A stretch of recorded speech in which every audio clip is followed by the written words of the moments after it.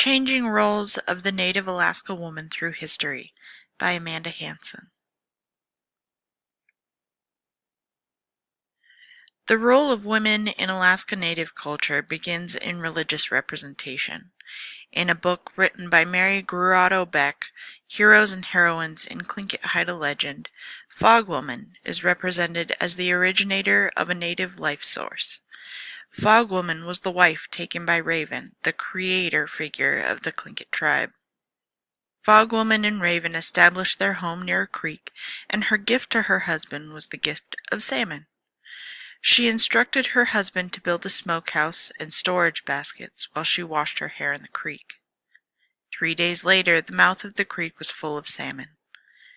Despite his newfound riches, Raven, known for being a trickster and used to having his way, eventually became bored with his wife.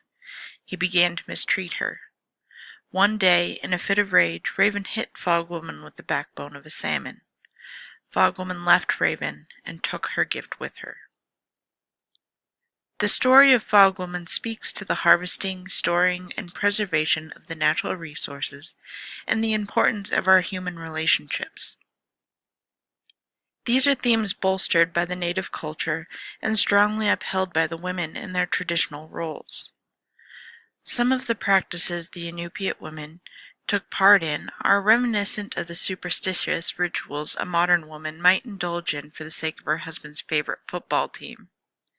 Inupiat women were skilled in the activities that supported their husband's hunt harvest. They were trained in the art of tanning, sewing, and food preparation. They were expected to observe certain rituals and superstitions to aid in their husband's hunt. These rituals could include activities like cutting skins at a certain time, eating specific foods, or looking in a certain direction. If these rituals were not observed, it was thought to bring bad luck upon the hunt. In the Alutiiq culture, women owned the houses, and prospective husbands often lived with the prospective wife's family for a time to contribute to the household. When Russian settlers observed this practice, they were led to believe Koniag parents valued daughters as much as sons. This was not always the case, as the Inupiat practiced female infanticide. Yet bride service, wherein the prospective groom would serve a prospective wife's family for a time before marriage, was common practice across many tribes. After contact with Europeans and the beginning of the economic shift, the traditional roles of the Alaska Native women changed dramatically. Where most tasks were at times based around gathering berries, preparing salmon, seal, and whale and other game meats, and crafting baskets, pottery, and clothing, the need for these activities dwindled. As the Alaskan economy moved towards a mixed subsistence market economy, many craft and clothing items could be purchased. The traditional male activities, mainly hunting, comprised the subsistence part of the subsistence market economy. Formerly, seasonal camps were made obsolete by permanent housing and the ability to hunt using tools like snow machines and powerboats. Frink notes gender is still a structuring principle of Native lives, but Native women have been known to assist in hunts, either physically or ritually, and even hunt alone. It is hard to determine if gender roles have been weakened or reinforced through historical changes. Though traditional roles have changed, some of the new opportunities afforded to Native women can be seen as positive. Employment opportunities created through economic growth as a result of ANSA or the tax on oil can be seen as having a positive impact for both men and women of the North Slope. Job opportunities allow for mixed economies. The drawback of these changes is that women seem to have been pigeonholed into traditional Euro-American gender roles. Lisa Frink notes in her article, The Identity Division of Labor in Native Alaska, that Yupik women who are able to master many subsistence skills traditionally mastered by men and women were revered. Yet when women were steered towards the workforce, they were given roles in the administrative, health, and social service divisions. Personally, I don't believe this is a poor decision for women. I believe we are naturally better equipped emotionally and mentally for these types of careers, but the drawbacks I observe in these cases are related to traditional activities that are lost when conforming to the modern job structure. The borough established employment policies to allow men time off for hunting activities, but women were not allowed the same time for their traditional subsistence activities. Most of the employment opportunities mentioned in the previous slide required individuals to reside in larger cities like Anchorage.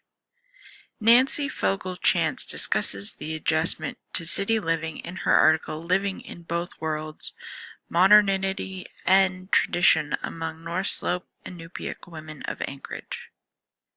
She highlights the contrast of the Inupiaq culture and the Euro-American societal expectations. The first contrast discussed was the family structure. The Inupiat raising of a child involves many members of the family, and it is not uncommon for a child to be cared for by grandparents, aunts and uncles, or cousins. The Euro-American Standard says this practice deprives children of a mother's devoted attention. In a classroom setting, the cultural priority of not standing out was viewed as incompetency. This perceived incompetency was thought to be a result of a lack of maternal devotion. Another contrast was presented in the form of household structure. An Inupiat household may incorporate grandparents, aunts, uncles, cousins, or grandchildren. Children moved between households, and it was uncommon for only immediate family to reside in a home without additional family members. It was believed that such arrangements only served to exclude family members. Yet again, related to the family dynamic, the culture of sharing, in contrast to the Euro-American goal of self-sufficiency, was observed as still being practiced in a group of women interviewed in Anchorage. Fogle-Chance documented a woman who was able to improve her socioeconomic status over a period of time. She transitioned from being dependent on welfare to being considered middle class. The woman continued to share in mutual aid and broadened her exchanges to include more households. The extent of the sharing culture is detailed briefly in the article The Cooler Ring, Urban Alaska Native Women and the Subsistence Debate by Molly Lee. The subject of her article, Flora Mark, still lives in the urban center Anchorage and travels to rural villages multiple times a year to trade for traditional foods and materials for her artwork. The sharing trade relationship is important to her livelihood and the maintenance of her subsistence market lifestyle split between Anchorage and her rural Southwest Alaska home. It should also be recognized that women are now contributing to the subsistence market economy and that they provide funding for the equipment used in subsistence activities. In addition, women who bridge the gap between rural and urban living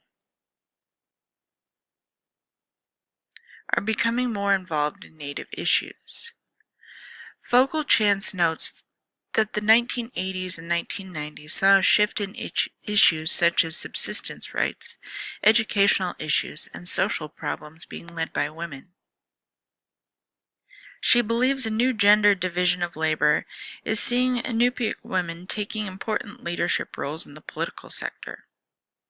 We have seen a perfect example of this during our class studies.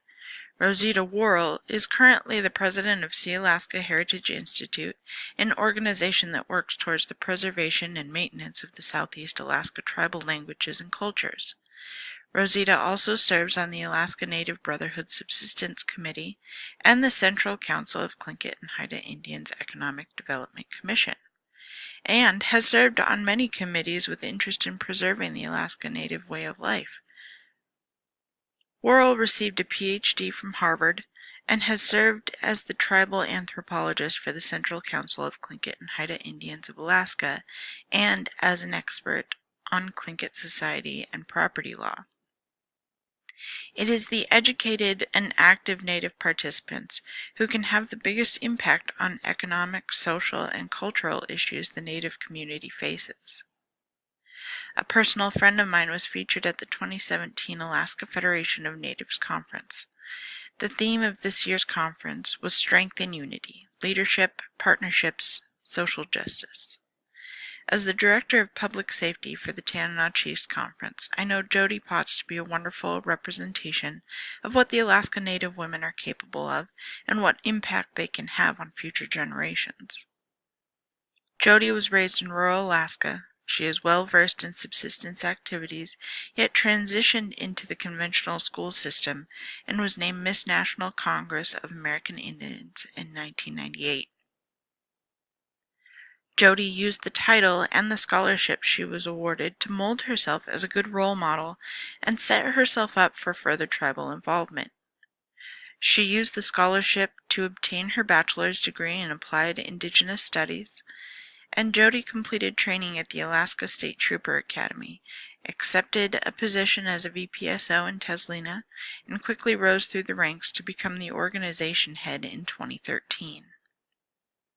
As a public figure with a family of her own, she is a relatable and inspiring figure in the Native community. In summation, the impact of women on the state of Alaska is one of undeniable magnitude. From their representation as caregivers and protectors in religious representation to their modern-day contribution to the health and longevity of the Alaska Native culture, though viewed as the weaker sex by some, or the uneducated by others, the proof of the contrary is clear. Their subsistence skills were, for generations, elemental in the survival of their families.